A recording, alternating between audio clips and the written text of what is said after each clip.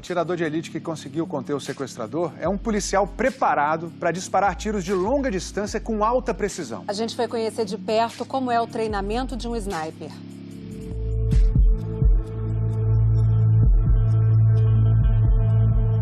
Atirador, luz verde. Este é o comando para o sniper atirar. O sniper, quando ele é acionado, o tiro é letal. Sempre atira para matar. Sim, atira para ser letal, para neutralizar o alvo. O tenente Amorim é um sniper da Polícia Militar de São Paulo. O que é exatamente um sniper? É um atirador muito bem treinado, um homem muito equilibrado e utilizado em situações muito complexas e complicadas. A gente utiliza principalmente em ocorrências com reféns. O Grupo de Ações Táticas Especiais da Polícia Militar de São Paulo, o GAT, mostrou ao Fantástico qual é o procedimento em caso de sequestros com reféns. Tudo começa com os negociadores. A gente sempre inicia com a negociação. Então nós vamos com a negociação por minutos, por horas, por dia, se for necessário. Muitas vezes o negociador ele não consegue observar o que está acontecendo dentro do ponto crítico. Mas o sniper, por ele ter uma posição privilegiada, ele consegue nos observar. Os atiradores de elite trabalham em dupla. Um sniper é o atirador, o outro é o observador. Estes são os equipamentos de um sniper. É uma luneta de spotagem, é uma ferramenta do observador. E quando o atirador ele chega na ocorrência, a primeira coisa que ele faz é ver a distância que ele está do alvo, dos obstáculos. Usa os telêmetros, né? Ele serve para aferir distância e ângulo do disparo. Isso aqui é um anemômetro, serve para medir temperatura e o vento. Na ponte Rio-Niterói, havia uma preocupação especial com a trajetória da bala, porque o lugar estava cheio de gente. Por isso que eu aumento o cerco, por isso que o meu ângulo de disparo, eu procuro a Baía de Guanabara, que era um local seguro, que um tiro poderia seguir. O comandante do Batalhão de Operações Especiais do Rio, o BOP, era o gerente de crise, que decide quando o sniper deve entrar em ação. Ele conta que em 90% dos casos, o BOP consegue negociar sem precisar atirar, mas que autorizou o disparo porque, neste caso, a negociação não evoluía. Então, quando ele começou a se afastar cada vez mais do diálogo com o negociador, ele foi a um momento que ele liberava um refém, o outro depois, ele apontou a arma para a cabeça de um refém. A gente entendeu, olha só, a vida daquelas pessoas está em risco. E a partir dali, eu dei o sinal verde para os meus atiradores. Na hora do tiro, é preciso controlar a respiração, como explica o atirador de elite de São Paulo. O pulmão enche, aí vai expirar, o pulmão vai esvaziar. Na hora que o pulmão estiver bem vazio, a gente faz uma leve apneia e faz o disparo. A gente tem que estar com o batimento cardíaco de preferência baixo. Como é que faz para controlar esse batimento cardíaco? Com treino durante a nossa rotina. A formação de um sniper é longa. Na Polícia de Brasília, por exemplo, mesmo depois de formado, ele pratica mais 5 anos, até ser considerado um atirador de elite. Um dos nossos treinamentos mais rígidos é exatamente o treinamento de tiro. Então, o nosso atirador de precisão ele tem que ter 100% de aproveitamento para que ele seja aprovado no nosso curso. No Rio de Janeiro, o atirador fez o disparo a 80 metros de distância do ônibus sequestrado. Em São Paulo, registramos a precisão de um atirador nessa mesma distância. Ele está posicionado então agora para atirar. A gente está a 80 metros de distância do alvo, né, que está naquele papel branco, naquela bexiga vermelha. Atirador, luz verde. A arma usada por um sniper é de alta precisão. O primeiro fuzil ali é um fuzil americano, o modelo dele é AR-10. Esse foi o mesmo modelo de fuzil usado no sequestro na ponte Rio-Niterói. E sniper erra? A gente treina para nunca errar. O sniper é uma função onde não cabe erro. Mas erros já aconteceram. 19 de março de 1990, zona oeste de São Paulo. A todo o Brasil, Pedro Caringe mostrou a revolta de um pai impotente. Pedro Caringe tinha acabado de ver a filha morrer. Um tiro de fuzil dado pela polícia acertou o sequestrador, mas também atingiu a filha dele, Adriana Caringe, uma professora de educação física de 23 anos. Cabo Marcos Antônio Furlan foi julgado e condenado a 2 anos de prisão. Cumpriu a pena em liberdade. Nunca quis falar sobre o assunto. Hoje, por exemplo, uma situação que aconteceu na década de 90, no caso da Adriana Caringi, aconteceria? Não aconteceria. Não aconteceria. A evolução foi muito grande, principalmente dos equipamentos, o armamento, a munição principalmente.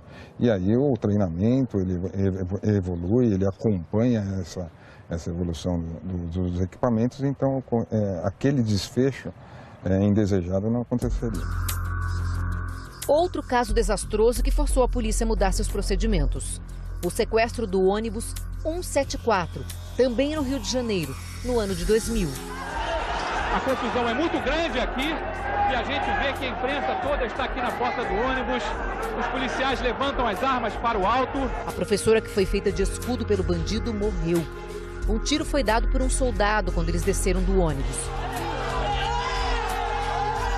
Outros 3 tiros saíram da arma do sequestrador. Ele morreu asfixiado a caminho do hospital. Uma característica do nosso batalhão: aprender com os nossos problemas. Infelizmente, uma pessoa morreu, uma vítima morreu. A partir daquele momento, nós começamos a crescer em treinamentos, em aquisição de equipamentos, em criação de vários protocolos de atuação. Quando você está nesse momento, assim, perto de uma arma, preparado para atirar, a tua cabeça fica como? A gente está focado na missão, focado no resultado positivo. E quando termina? Não passa nada. Não passa nada? Não. É um trabalho e você cumpriu o seu objetivo? É um trabalho, cumpriu a função.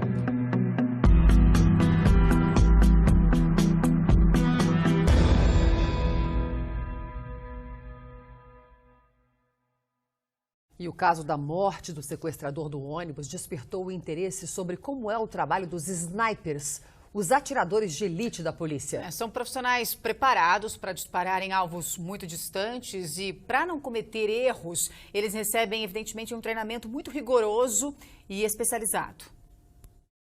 Os olhos por trás das lentes acompanham a ação policial, que pode ter um desfecho ao menor movimento do dedo que está no gatilho. Ele tem um tiro e tem que resolver com esse tiro. Então, a cabeça desse homem, nesse momento, ela está bem agitada no sentido de eu não posso errar. Os atiradores de elite surgem como última opção quando há vidas em risco. Os snipers, como são conhecidos, entram em cena quando a atuação de policiais armados e de negociadores não dão resultados. Ele passou pelas etapas de revólver, pistola, submetralhadora, fuzil, mas quando ele chega na parte do tiro de precisão, ele sobe um degrau, porque ele vai necessitar fazer cálculos, vai ter uma planilha, ele vai saber sobre temperatura, vento, pressão, então isso tudo influencia no tiro. O termo sniper vem do pássaro Sny, uma ave veloz que só era abatida por caçadores com excelente pontaria. Atiradores famosos viraram personagens de filmes, como o Chris Kyle, da Marinha Americana, que atuou na Guerra do Iraque, ficou conhecido como a Lenda. Ele declarou ter abatido 255 combatentes inimigos. No Brasil, as tropas recebem treinamento em situações extremas, em campo aberto, em áreas urbanas, durante a noite. Mas, além da pontaria afinada, o preparo psicológico é essencial. Que tem que preparar a cabeça desse atirador? Que ele vai atirar em alguém, ele vai tirar a vida de alguém para salvar a vida de outras pessoas. Porque se ele não pensar dessa forma, vai ser muito difícil para ele executar essa missão. Ficar praticamente invisível é outro requisito na ação. Neste caso, a camuflagem é perfeita. Se um sequestrador observar um atirador já em posição, a negociação pode ter um viés um pouquinho mais um pouquinho diferente, né, do que está acontecendo, porque ele pode se sentir ameaçado, dizendo, eu estou negociando aqui, mas tem um atirador pronto. Durante uma operação, a distância tem muita influência nas chances de que um determinado alvo seja atingido. Só que na maioria das vezes é praticamente impossível se aproximar tanto assim de um alvo. No ano passado, um sniper canadense foi notícia após acertar um integrante do Estado Islâmico no Iraque, a uma distância de 3,5 km. Um recorde. A bala demorou 10 segundos para atingir o alvo. Neste treinamento no Rio de Janeiro, o alvo é um tijolo a 100 metros de distância. Ficou posicionado de lado para dificultar ainda mais o exercício. Mesmo assim, o tiro foi certeiro. Em São Paulo, o Grupo Especial de Reação da Polícia Civil conta com 32 homens. As ações são em equipe. A luz verde, que indica autorização para disparo, é sinalizada pelo comandante. A ação na Ponte Rio-Niterói seguiu regras de segurança para a situação com reféns. O atirador estava a uma distância de 80 metros e tinha uma boa visão de onde estava o sequestrador. Do alto do caminhão do Corpo de Bombeiros, o policial se cobriu com uma manta vermelha e aguardou o momento exato para agir. O policial comemora o fato de nenhuma vítima ter ficado gravemente ferida na ação. O coronel Mascarenhas explica que quando a ordem de disparo é recebida, o atirador é quem define o momento mais adequado para acionar o gatilho. Ele tem que achar um local que seja favorável a ele para a execução do tiro. Ele tem que fazer um tiro perfeito, ele não pode errar esse tiro. E ele tem que ter convicção daquilo que ele está fazendo. Isso é fundamental. Se ele não tiver isso, dificilmente ele vai ter êxito no tiro dele.